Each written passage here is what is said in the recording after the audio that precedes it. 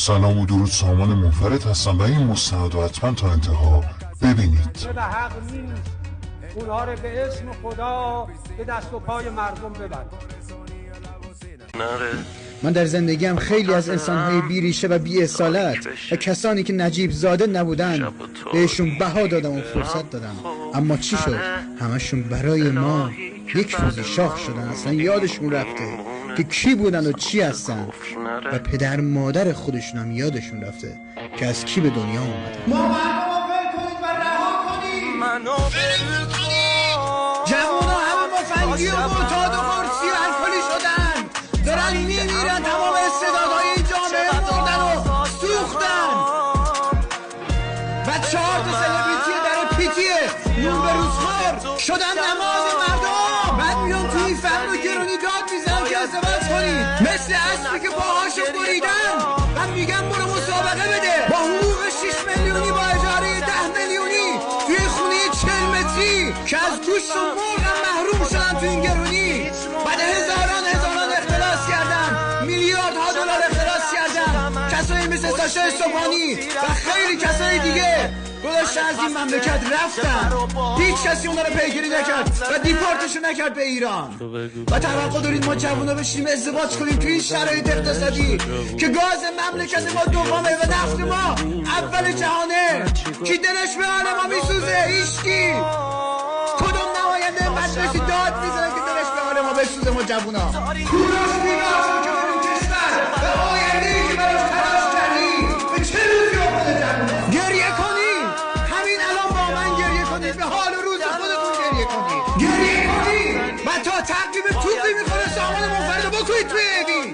هی ما رو میبرن اوین میارن، هی میبرن اوین میارن بدون دلیل. بابا مگه یه جوون چند بار حق زندگی کردن داره؟ دهه 70 60 90 100 همه دارن با هم میسوزن. یه بار حق زندگی کردن داشتیم تموم شد رفت. جان عزیزاتون فقط 1 هفته دلار رو بیارید پایین، ببینید چند میلیون جوون مهاجرت میکنن. بابا ما میخوایم بریم، نمیخوایم زندگی کنیم توی ایران. به کی بگیم ما بازنده ایم؟ ما میخوایم بریم. ایران مال مردم نیست، مال خودتونه. ما میخوایم بریم. آقا گذشتیم، هرچی کار میکنیم زجه میزنیم، زندگی میکنیم، عرق میریزیم، سرعت تورم 10 برابر کار کردن ماه. 1 میلیون در ماه نمیتونیم بس انداز کنیم.